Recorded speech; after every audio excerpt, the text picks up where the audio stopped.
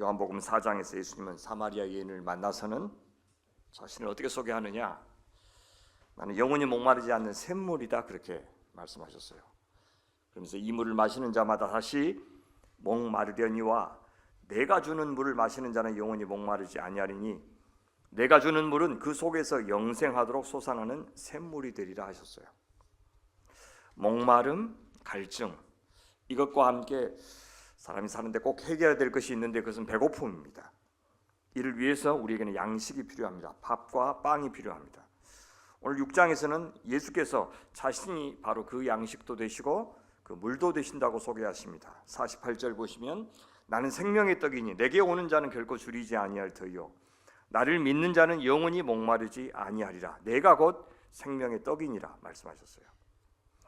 그런데 영원히 줄이지 않는 떡과 또 목마르지 않는 물이라고 하셨으니 분명히 이 말은 비유적인 의미인데요. 그런데 비유적인 말씀이라도 참 실감나게 표현하십니다. 여기서는 내게 오는 자 이렇게 말씀하셨죠. 내게 오는 자가 그 혜택을 누릴 것이다 하셨는데 조금 지나면 나를 믿는 자라고 또 바꿔서 말씀하셔요. 그 다음에는 아버지께서 내게 주신 자라고 또 표현을 바꾸십니다. 믿음이라고 하는 것이 전적으로 우리 인간편의 어떤 의지, 결심 이것만이 아니라 동시에 하나님의 역사이기도 하다는 것을 보여주는 말입니다. 그리고 여기서는 영원히 줄이지 않고 목마르지 않는다 하셨는데 이어지는 말씀에서는 예수님을 믿었을 때 얻는 효과에 대해서 내쫓지 않겠다, 하나도 잃어버리지 않고 살리시겠다, 또 영생을 얻는다, 사람으로 하여금 먹고 죽지 아니하게 하는 것이다, 이렇게 달리 표현하십니다. 그렇다면 예수께서 말씀하신 이 양식은 영적인 양식인 것이 분명하고 그것으로 유지되거나 혹은 잃어버릴 수도 있는 영적인 생명, 또 구원을 의미한다는 것을 알 수가 있습니다. 자, 그렇게 말씀하시더니 급기야는 그냥 비유적인 표현에 그치지 않고 마치 식인을 하라는 말씀처럼 표현하십니다. 갈수록 그렇게 표현하셔요. 이 떡을 먹으면 영생하리라. 내가 줄 떡은 곧 세상의 생명을 위한 내 살이니라. 인자의 살을 먹지 아니하고 인자의 피를 마시지 아니하면 너희 속에 생명이 없느니라. 내 살을 먹고 내 피를 마시는 자는 영생을 가졌고 마지막 날에 내가 그를 다시 살리리니 라고 말씀하셔요. 내가 주는 떡이 아니라 나를 먹고 나를 마셔라. 그러면서 이렇게 결론을 내리셔요. 내 살은 참된 양식이요 내 피는 참된 음료로다. 내 살을 먹고 내 피를 마시는 자는 내 안에 거하고 나도 그의 안에 거하나니 살아계신 아버지께서 나를 보내심에 내가 아버지로 말미암아 사는 것 같이 나를 먹는 그 사람도 나로 말미암아 살리라. 이것은 하늘에서 내려온 떡이니 조상들이 먹고도 죽은 그것과 같지 아니하여 그 만나와 같지 아니하여 이 떡을 먹는 자는 영원히 살리라. 이렇게 말씀하셔요. 점입가경이죠. 그렇다면 이 모든 말씀을 통해서 우리는 세 가지를 질문할 수 있습니다. 첫째, 그래서 예수님은 당신을 도대체 어떤 존재로 계시하고 계신가? 둘째, 그 예수님과 상관 있는 사람이 되면 우리한테 지금 무엇을 요구하시지? 셋째, 그 예수님의 정체를 알고 그분이 원하시는 그것에 그 정체에 합당하게 우리가 반응한다면, 그분을 대접한다면 우리가 누릴 축복이라는 것이 무엇이지? 이 세 가지 질문을 본문에서 던질 수가 있습니다. 예수님을 믿는다는 것을 예수님을 먹는다, 마신다 이렇게까지 표현하신 이유가 무엇일까? 예수가 주시는 양식이 아니라 예수 자신을 먹고 마시라고 하는 것은 우리에게 요구하는 믿음이 무엇이라고 말씀하시는 것인가? 이 질문을 던질 수가 있습니다. 우선 예수께서는 자신이 어떤 존재인지를 알리시기 위해서 우리에게 오병이어의 기적이라고 알려진 바로 그 일을 일으키십니다. 사복음서 모두에 다 나와 있는데요. 그 전에 이제 본문의 배경을 설정하시는데 시간적인 배경으로 유월절이 나오죠. 여러분, 유월절은 이스라엘이라고 하는 나라가 탄생한 것을 기념하는 절기입니다.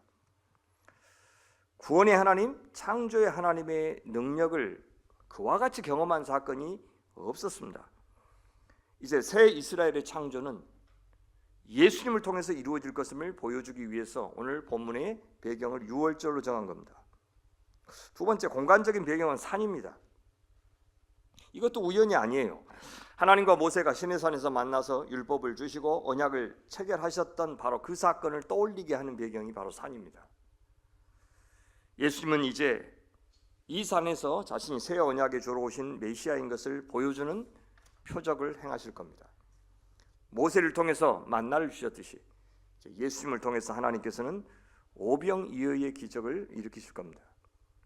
자, 세 번째 배경은 사람들의 반응입니다. 예수께서 행하신 표적을 본 후에 그들은 예수님을 쭉 따라오고 있는 중입니다. 하지만 앞에서 이 표적을 보고 믿는 믿음을 가장 낮은 단계의 믿음으로 요한복음 저자는 말을 해요.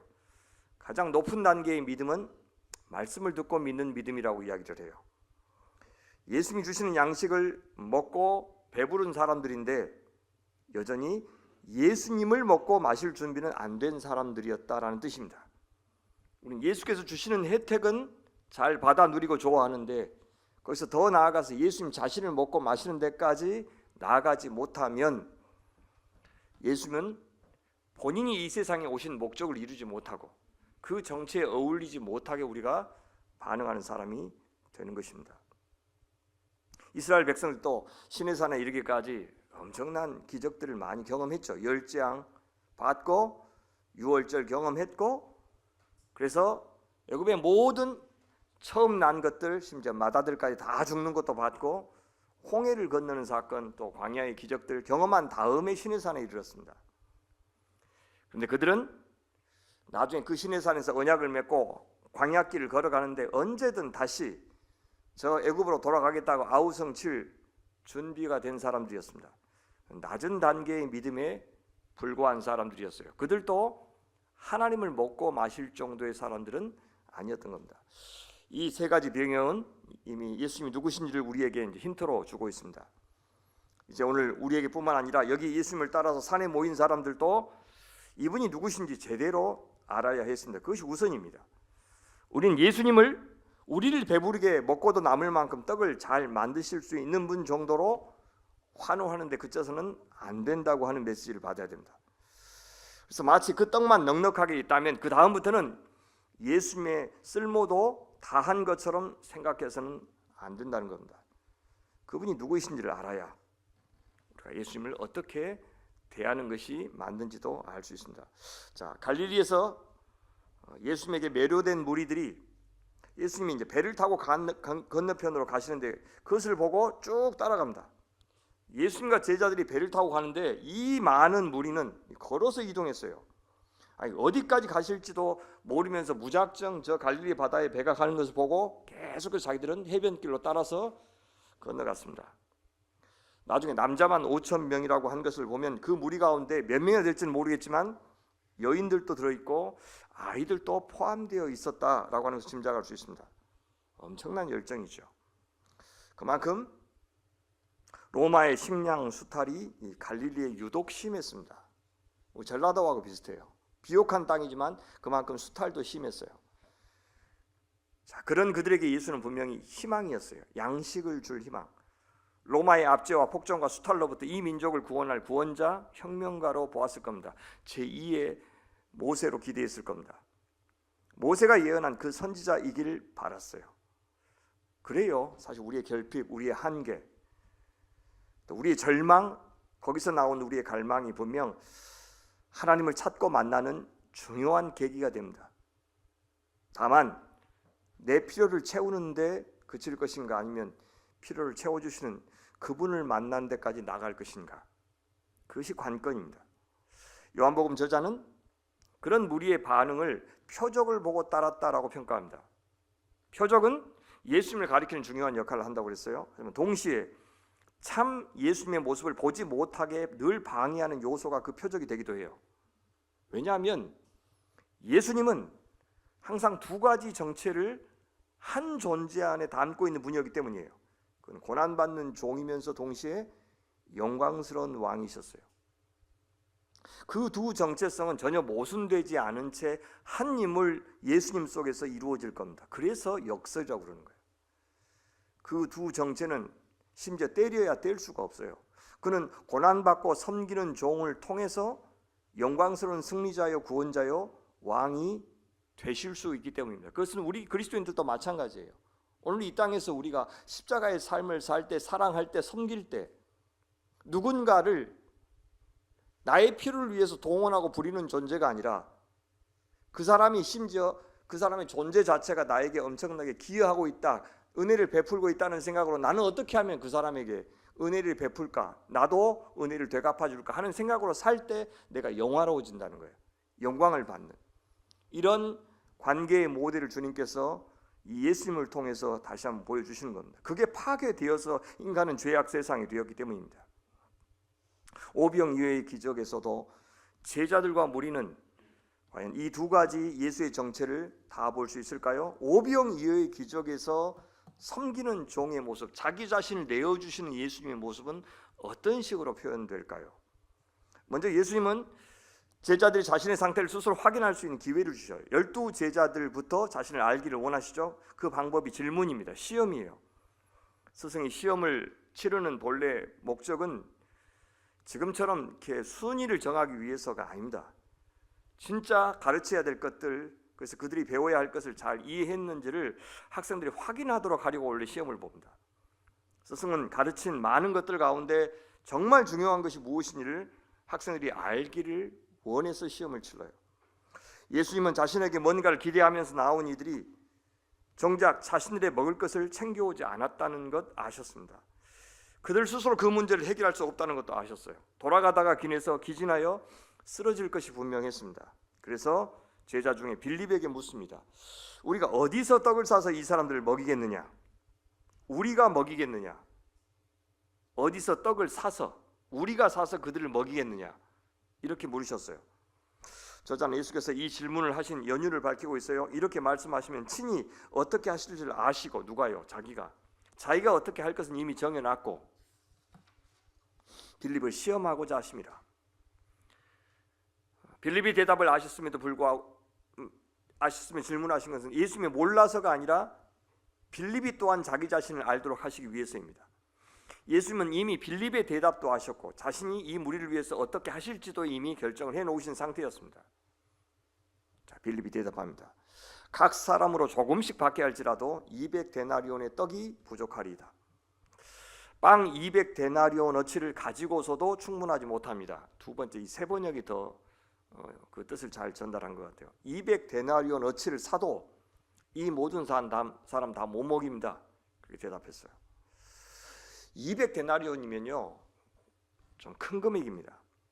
한 데나리온이 노동자의 하루 일당이니까 200일치, 그러니까 1년 연봉의 한 3분의 2 정도 되는 아주 큰 돈이에요.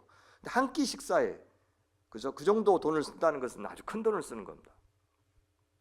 그런데 그렇게 큰 돈을 단번에 쓰더라도 정작 무리의 허기를 달래는 데는 턱없이 부족합니다 하고 현실을 알려드립니다. 조금씩 받게 하는 데만도 이렇게 큰 돈이 들어갑니다. 여러분, 저의 궁금증을 용서해 주십시오. 왜 200데나리온이라고 했을까? 정말 계산을 그렇게 잘했을까?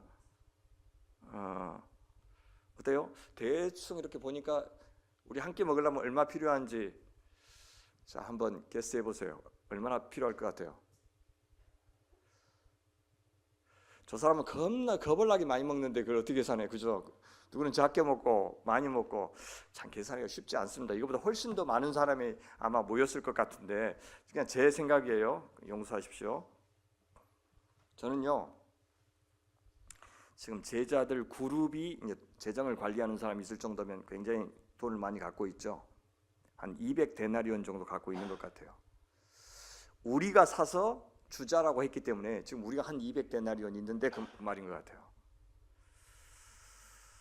아니면 말고 이게 뭐 진리가 아니어도 괜찮습니다. 용서하십시오. 어쨌든 적지 않은 돈이에요. 하지만 남자만 5,000명인 이 무리의 수에 비하면 그들에게 필요한 떡에 비하면 너무 적은 돈이라고 강조합니다. 무리가 배부르게 먹으려고 한다면, 아니 적당하게라도 먹으려고 한다면 얼마나 더 많은 돈이 더 들겠습니까? 그러니까 지금 빌립의 대답은 제자 고립이 가진 돈에 비해서 필요한 떡은 너무 많다는 것을 강조한 겁니다. 그러니까 필요한 것이 너무 많습니다. 이렇게까지 많이 필요한데 이걸 강조하는 거예요.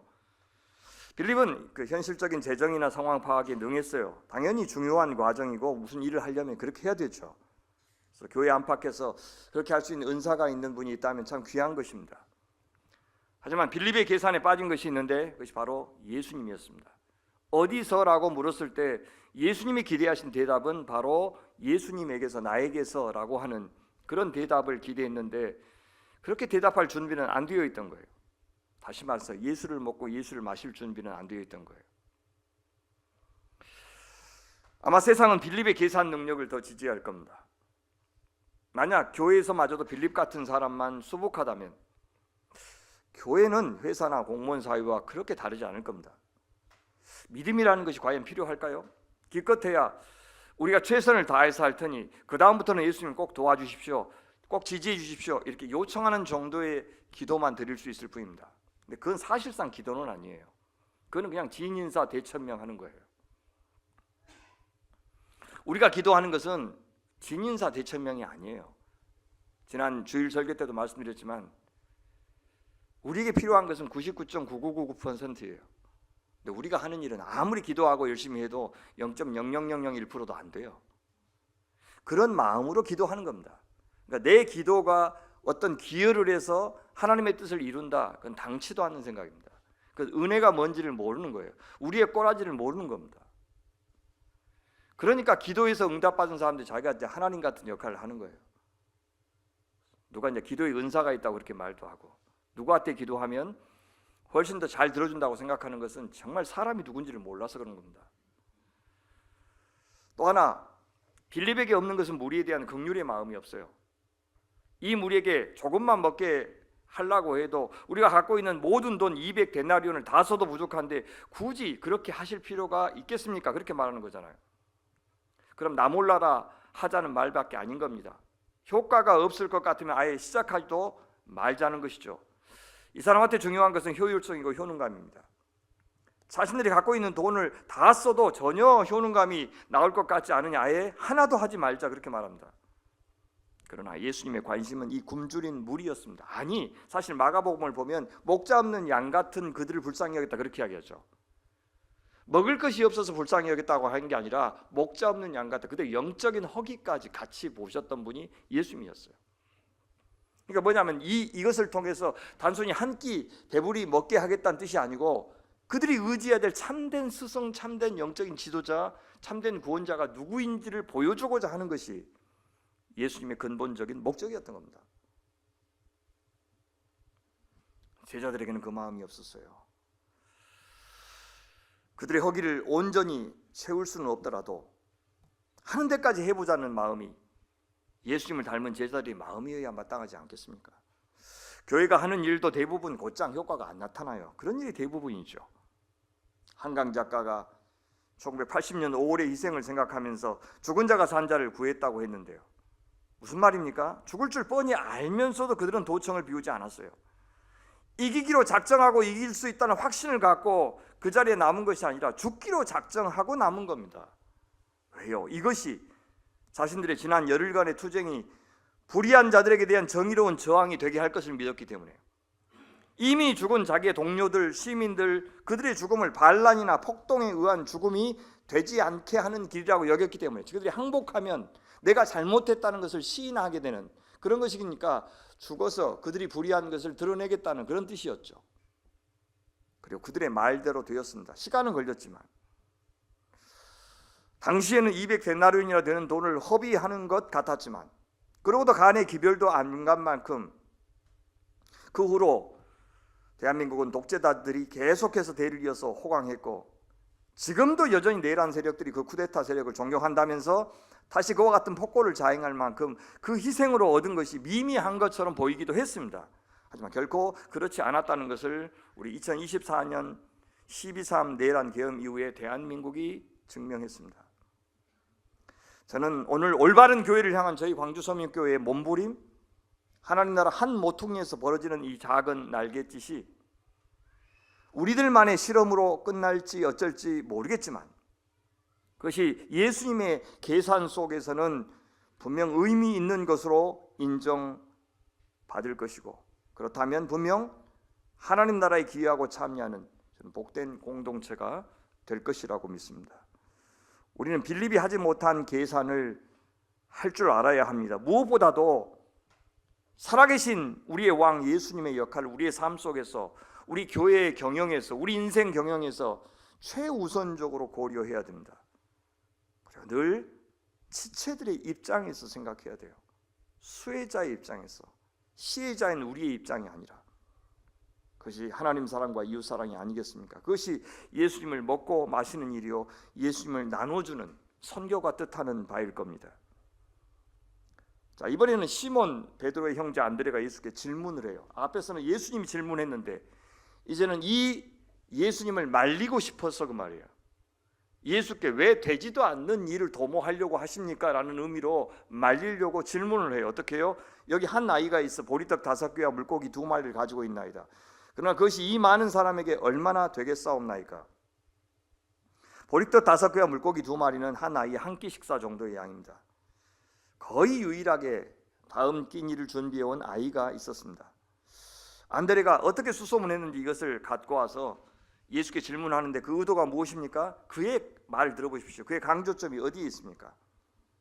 자기 도시락을 무리를 위해서 내어놓은 아이의 헌신에 주목해야 됩니까?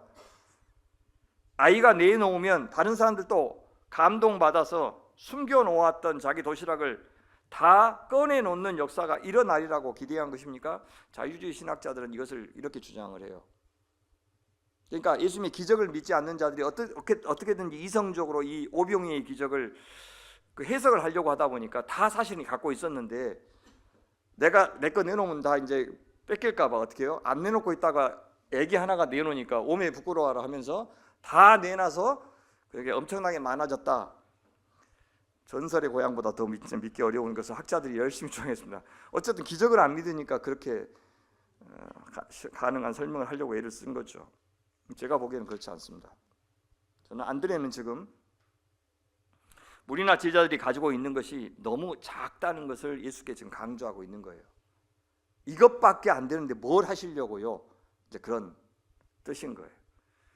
예수님 샅샅이 찾아봤거든요. 이 전체 우리가 갖고 있는 것은 이게 전부예요. 이게 우리의 현주소인데 예수님 당장 돌려보내지 않으면 곧 날이 어두워질 것인데 그럼 위험해집니다. 어서 돌려보냅시다. 이런 뜻이에요. 그러니까 그는 필요한 것에 비해서 가진 것이 너무 적다는 사실을 강조한 거예요. 빌립은요, 가진 것에 비해 필요한 것이 너무 많다는 것을 강조했다면 안드레는 필요한 것에 비해 가진 것이 너무 적습니다. 이걸 강조한 거예요.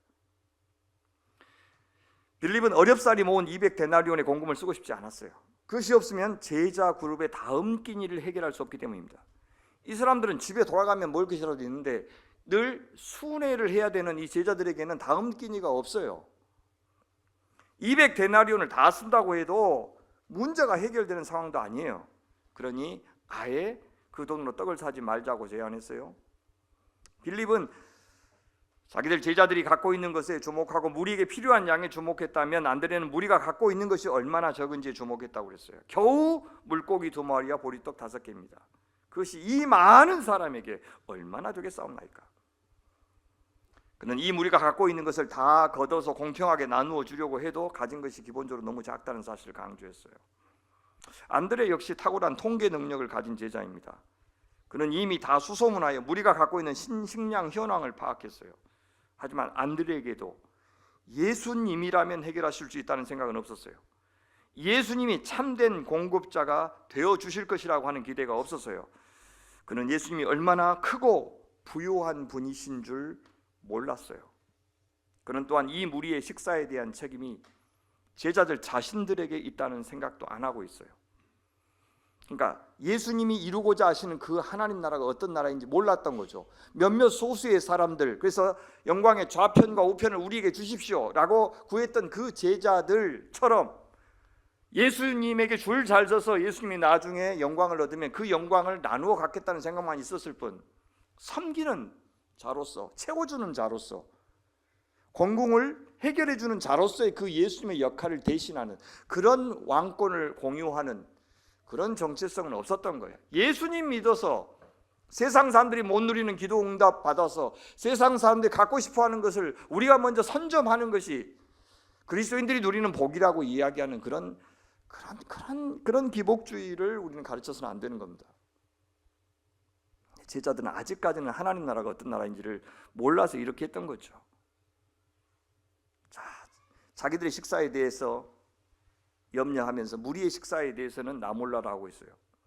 만약 우리도 안드레처럼 우리가 가진 것에만 주목한다면 패배의식이나 절망감 혹은 불안이나 두려움에서 자유로울 수 있는 시간은 거의 안 올 겁니다. 이번 명절에 저희 이제 큰아버지 댁이 주식으로 10억을 잃었다는 소식을 들었어요.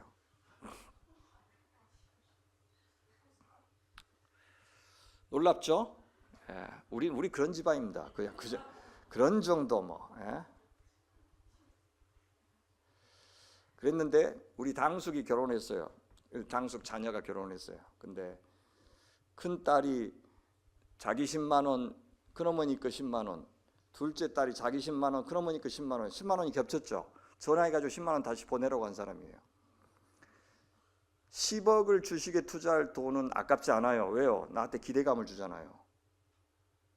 근데 그 10만 원은 잃어버린 거잖아요. 통증을 느낀다고요. 부자가 괜히 부자가 되는 거야. 여러분들이 그걸 아파야 부자가 되는 거야. 어?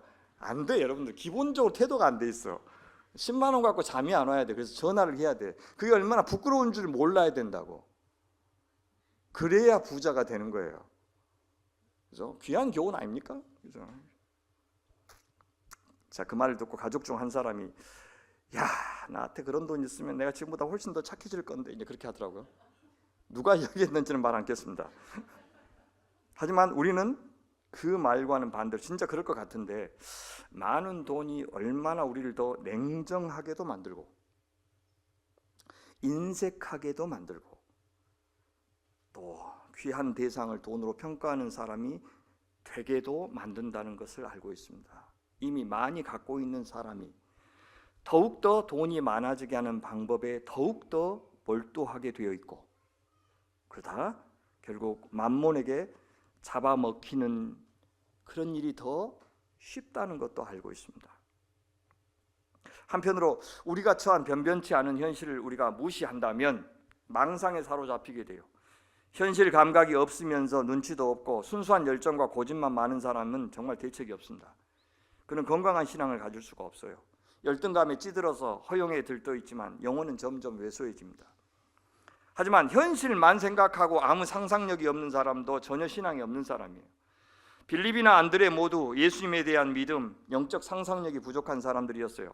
그들에게 예수는 이 상황에서 아무런 쓸모도 없고 전혀 도움도 안 되는 존재였어요.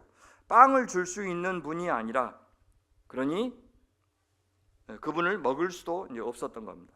그래서 예수님은 제자들이 직접 자기 자신이 누구인지를 경험할 기회를 주셔요. 우선 무리를 산에 있는 잔디에 앉게 하십니다. 그리고 뭐라 그래요? 이 사람들로 앉게 하라 하시니 그곳에 잔디가 많은지라. 사람들이 앉으니 수가 5,000명쯤 되더라. 예수님은 물고기 2마리와 보리떡 5개를 가져다가 축사하십니다. 감사 기도를 올리셨다는 거죠. 그리고 무리에게 나눠주십니다. 공간복음과 요한복음이 좀 달라요. 주목하시면 좋겠어요. 왜냐하면 공간복음에서는 제자들을 통해서 나눠주셔요. 근데 여기서는 예수님이 직접 나눠주신 것으로 묘사해요. 왜요? 예수님은 자신의 살을 떼어서 주시는 겁니다.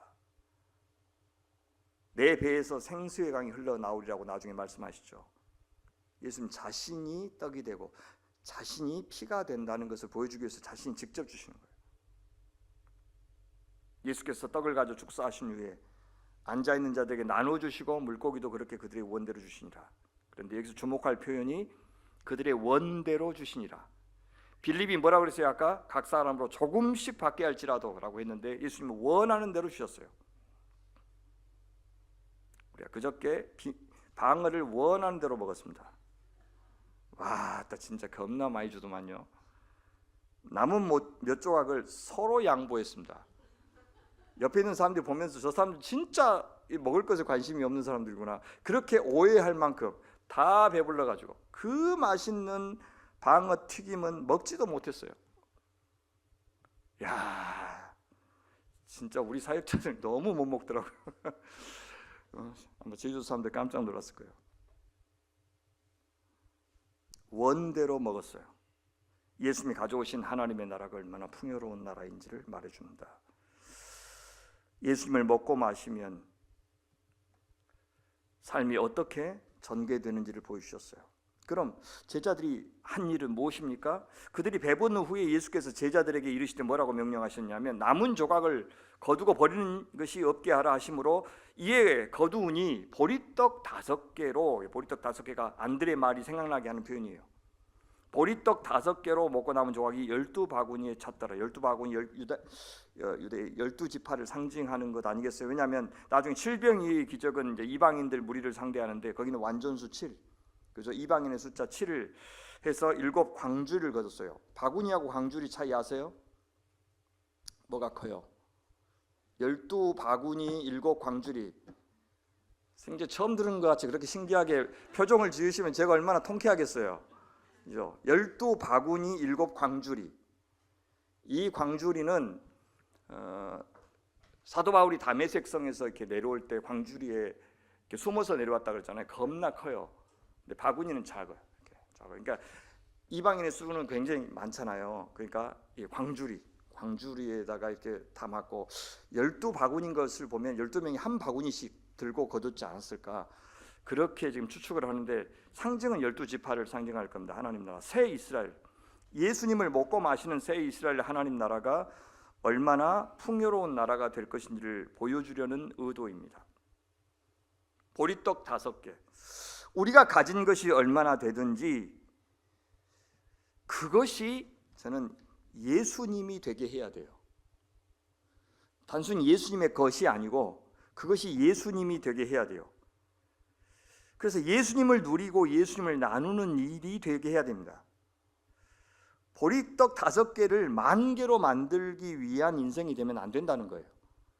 아무리 노력해도 가지고 있고 이미 우리 속에 하나님이 선물로 주신 것 있죠. 벗어나기가 거의 어려워요. 개천에서 용나는 일이 거의 없잖아요. 그러니까 개천에서 용나라고 막 부추기면서 나머지 모든 사람들을 들러리로 만드는 것이 이 세상이잖아요. 우리는 그런 이데올로기를 따르지 말고 그렇게 된 사람들, 서바이벌 한 사람들을 칭송하지 말고 어떻게 해요? 우리에게 주신 것들, 그것이 뭐든지 간에 그것을 예수님이 되게 해야 돼요. 그래서 그것 안에서 예수님이 역사하도록, 그래서 만끽하도록 그런 인생이 되어야 합니다. 제자들은 경악했겠죠. 이 장면을 보고 흥분했을 겁니다. 자기들이 사람 한번 잘 골랐다고 생각했을 거예요. 모든 것을 버려두고 예수를 쫓았던 자기의 결정들 참 수지 맞은 결정이라고 좋아했을 겁니다. 틀림없이 그들도 무리만큼이나 열광적이었을 거예요. 그런데 이런 예상되는 반응에 대해서 미리 요한복음 저자는 찬물을 끼얹는데 14절 보시면 그 사람들이 예수께서 행하신 이 표적을 보고 말하되 이는 참으로 세상에 오실 그 선지자라 하더라. 그런데 그 선지자, 그러니까 신명기서 18장 18절에 나오는 모세가 예언했던 그 선지자 말이에요. 나 같은 선지자가 올 것이라고 했던 그 선지자가 왔다고는 생각했는데 제대로 이해하지 못했다는 것을 암시하는 구절이죠. 이 표적을 보고 말하되요. 가장 낮은 수준의 믿음. 그러니까 예수님을 오해하고 있었다. 그 선지자는 맞는데 어떤 종류의 선지자는 또 다르죠. 동상이몽이었어요. 예수 잘 골랐는데 잘 못 본 거죠. 그게 문제예요. 예수 믿겠다고 여기 앉아 있어도 예수님에 대해서 오해하면, 잘 모르면, 그죠? 모든 신앙인들은 현상학자들이에요. 무슨 말이냐면 현상적으로 벌어지는 사건들을 통해서 궁극적인 것, 영원한 것, 본질적인 것을 찾아야 하는 사람들이란 뜻입니다. 우리는 어느 정도는 기독교 현상학자들이었어요. 하지만 아직은 절반만 아는 자들, 나무 같은 것들이 걸어가는 것처럼 희미하게 보이는, 눈은 떴지만 사람인지 나무인지 구별하지 못하는 정도의 사람들에 불과했습니다. 부분만 보는 자들, 그들의 생각이 어떤 의도로 이어지는지를 보면 알 수 있습니다. 15절, 그러므로 예수께서 그들이 와서 자기를 억지로 붙들어 임금으로 삼으려는 줄 아시고 다시 혼자 산으로 떠나가시니라. 그들 마음속에는 이미 예수를 억지로 붙들어 임금을 삼으려고 했어요. 참 이상한 표현이죠. 분명 예수님을 그 선지자, 구원자, 왕으로 알아봤어요. 그러면 왕이라면 당연히 순종의 대상이 되어야 할 것인데 억지로 붙들어 임금으로 삼으려 하였다. 무슨 말입니까? 그들은 여전히 자신들이 갖고 있는 것으로 무언가를 하려고 하는 사람들에 불과했습니다. 예수를 기대하고 예수를 누리고 예수에게 경탄하고, 그래서 예수에게 자신들을 믿고 맡기기보다 자신들이 원하는 임금으로 왕으로 예수를 만들려고 하는 생각으로 가득 차 있었다는 뜻이에요. 세상의 임금들은 사실 다 그런 존재예요. 실제로는 권력을 누리고 있는 것 같지만, 그것이 현상이지만 결국은 백성들의 반란으로 생을 마감하곤 했어요. 지배하면서 늘 지배를 당했어요. 군림하면서 늘 자기 군림 당하는 사람들의 눈치를 봤어요. 하나님 나라는 결코 그렇지 않습니다. 나중에 예수님의 행적을 말하면서 요한복음 저자는 때가 이르렀다, 때가 오지 않았다 라고 하는 표현을 종종 하죠. 하나님 나라의 왕은 궁극의 왕이신 하나님 아버지의 때를 따라서 순종하며 사셨어요. 따라서 그 하나님의 대리 통치자 왕 그리스도로 오신 예수님에게 우리도 그분의 때에, 그분의 방식대로 그분이 왕 노릇하시도록 순종해야 되는 존재예요. 영접해야 되는 존재. 그런데 묵지는 억지로 붙들어, 이거는 예수께서 마음속에 거부 의사를 분명히 갖고 계시다는 뜻이죠. 근데 억지로 붙들어서 왕으로 삼으려고 했어요. 이 예수를 자기들의 필요를 위해서 이용하겠다는 뜻이었습니다. 사실 그들은 자신들이 그렇게 억지로 왕으로 삼으려고 하지 않아도 때가 되면 예수께서 그들을 섬기는 왕이 되실 것임을 몰랐던 겁니다. 거기까지는 못 믿었죠. 자잘한 것 같고 산수로 셈하는 사람들이 3차 4차 방정식에 예수님을 어떻게 알겠어요? 자기들의 왕이 양들을 위해서 목숨을 바칠 목자가 되실 것은 몰랐어요. 그들을 위해서 살과 피를 내어주실 분인 것은 몰랐어요. 하지만 억지로 자신들의 왕으로 만들려고 하는 자들에게 예수님은 마침내 심판자가 되실 것입니다. 떠나가시니라. 그들은 예수님을 억지로 붙들어 왕으로 삼으려고 하기보다는 어떻게 해야 마땅해요? 예수께 나와야 되고 그분을 믿어야 되고, 그런 자들이 하나님 아버지께서 예수께 준 사람들입니다. 예수님을 믿는다, 영접한다는 말은 그분의 뒤를 따른다는 뜻이에요. 예수님처럼 나도 십자가를 진다는 뜻입니다. 그럴 때 제자들도 그 주님의 영광에 참여할 수 있어요. 십자가를 진다는 말을 예수께서 달리 어떻게 표현하셨습니까? 떡을 먹는다, 인자의 살을 먹고 피를 마신다, 그렇게 표현했던 거예요. 그것은 예수님과 우리가 하나가 된다는 뜻이에요. 요한계시록에서도 이 책을 먹으라, 그러나 입에는 달지만 속에는 쓸 것이다. 그것이 십자가의 영광과 고난, 달고 쓴 것, 이 두 가지가 다 예수님을 따르는 삶에 있을 것이다, 그 말입니다. 그러면 우리는 예수님이 주시는 양식으로만 사는 것이 아니라 예수님이 우리의 양식이 되실 겁니다. 육신의 생명을 위해서 물과 떡이 필요하지만 영원한 생명을 위해서는 예수님이 필요합니다. 그 떡과 물을 주시는 창조주 하나님, 우리 예수님이 우리한테는 필요합니다. 눈에 보이는 떡과 물이 없어 주려 죽을지라도 우리는 예수님만 붙들고 의지해야 됩니다. 그러면 죽어도 살 겁니다.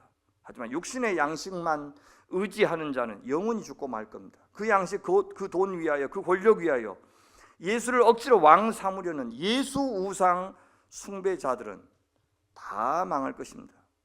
그래서 예수님은 오병이어의 기적 후에 이렇게 결론을 내리십니다. 내 살은 참된 양식이요 내 피는 참된 음료로다. 내 살을 먹고 내 피를 마시는 자는 내 안에 거하고 나도 그의 안에 거하나니 살아계신 아버지께서 나를 보내심에 내가 아버지로 말미암아 사는 것 같이 나를 먹는 그 사람도 나로 말미암아 살리라. 이것은 하늘에서 내려온 떡이니 조상들이 먹고도 죽은 그것과 같지 아니하여 이 떡을 먹는 자는 영원히 살리라. 이것이 성찬식의 의미예요. 성찬식에서 주님께서 내 살을 먹고 내 피를 마시라 하셨죠. 너와 내가 하나가 되자, 작은 예수로 살자, 나를 의지하여 나처럼 살아라, 나를 전하며 살아라, 그런 뜻으로 우리는 성찬에 참여하는 것입니다. 자, 여기까지 말씀하시자 유대인 무리가 어떻게 반응합니까? 서로 놀라네요. 이 사람이 어떻게 우리에게 자기 살을 먹으라고 줄 수 있을까? 좀 더 오래 따랐던 예수님의 제자들, 12제자 말고 다른 제자들은 이렇게 반응합니다. 이 말씀은 어렵도다. 누가 들을 수 있느냐 한데, 예수께서 스스로 제자들이 이 말씀에 대하여 수군거리는 줄 아시고 이르시되 이 말이 너희에게 걸림이 되느냐, 너희를 넘어지게 하느냐, 그 말이죠. 그러면 너희는 인자가 이전에 있던 곳으로 올라가는 것을 본다면 점점점이에요. 그다음에 문장이 불완전 문장이에요. 올라간 데를 본다면, 그러니까 이 정도도 이해 못한다면 그 말이에요. 이런 표적을 보고도 나를 이해 못한다면, 인자가 이전 것으로 올라가는 것을 본다면, 십자가를 지고 내가 죽는 것을 본다면 오죽하겠느냐, 더 나를 오해하고 안 믿을 것이다 라고 하는 뜻으로 말씀하시는 겁니다. 실제 십자가 앞에서 끝까지 남은 제자는 거의 보이지 않았죠. 그래서 12 제자들에게도 예수님이 질문하셔요. 똑같이 오해하고 있으니까 너희도 갈라냐, 이렇게 말씀하시죠. 누구도 갈라냐. 그러니까 베드로가 뭐라 그래요? 주여, 영생의 말씀이 주께 있사오니 우리가 누구에게로 가오리까? 베드로는 예수님의 표적이 아니라 그분의 말씀에 주목하고 있습니다. 그리고 그 말씀을 영생의 말씀이라고 표현합니다. 어렴풋하게나마 떡을 만드신 예수님에게로 베드로는 초점을 옮기고 있습니다. 그분은 우리의 떡을 위해서 억지로 왕으로 삼을 존재가 아니라 순종해야 될 영생의 말씀이라고 고백하고 있습니다. 그 순종은 결코 지적인 것이나 감정적인 것에만 머물지 않습니다. 그건 전인격적인 참여를 말하죠. 그래서 살을 먹고 피를 마신다라고 표현한 겁니다. 그냥 입술로 고백한다, 머리로 이해한다 정도가 아니라 완전히 내가 내 삶을 던져서 그분과 같이 산다, 그분을 의지하여 산다, 작은 예수가 된다 라고 하는 의미로 내 살을 먹고 내 피를 마신다, 이렇게 표현한 겁니다. 오늘 하나님 나라의 일상에 참여한다는 뜻입니다. 작은 예수가 된다는 뜻. 여러분, 아담이 하와를 보면서 이는 내 뼈 중에 뼈요 살 중에 살이라고 감탄했던 것, 첫 번째 시를 썼던 것 기억하시죠? 예수님도 어쩌면 당신의 십자가를 따르는 우리를 보면서 이는 내 피 중에 피요 살 중에 살이다, 자, 이렇게 시를 쓰시지 않을까 생각을 합니다. 말씀을 맺겠습니다. 신앙은 우리를 위해서 떡을 만들어 주신 예수님을 보면서 나의 떡을 위해서, 즉 나를 위해서 떡을 주실 그분을 믿는 것으로 물론 시작합니다. 예수님보다 떡을 더 좋아하는 단계가 분명히 있습니다. 그래서 실제로 하늘에서 떡이 내려오는 기적도 행해보라고 요구한 유대인들과 같은 수준의 사람들이 있습니다. 그런데 그 유대인들은 끝내 예수님을 믿기보다도 예수님이 행하시는 표적에 더 관심을 기울이다 끝나버렸습니다. 떡을 먹고 배부를 준비는 되었지만 그 예수님 말씀에 복종할 마음은 없었습니다. 하지만 주께서는 우리가 그분의 나라에, 그분의 섬김의 삶에, 십자가의 삶에 참여해서 누군가의 떡이 되고 누군가의 물이 되는 사람, 그리하여 그들로 영생을 누리게 하는 그런 사람까지 되기를 바라십니다. 그것이요, 예수님을 누리는 길이기 때문에 그래요.